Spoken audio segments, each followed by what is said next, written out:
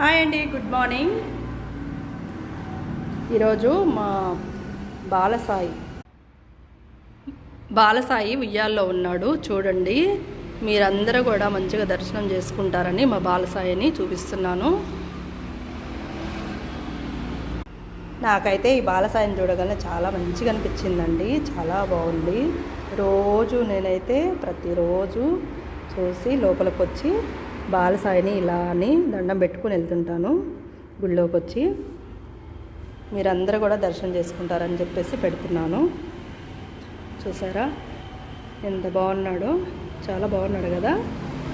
మీరందరూ కూడా చూసి ఆయన దర్శించుకుంటారని చెప్పేసి ఈ వీడియో పెడుతున్నాను.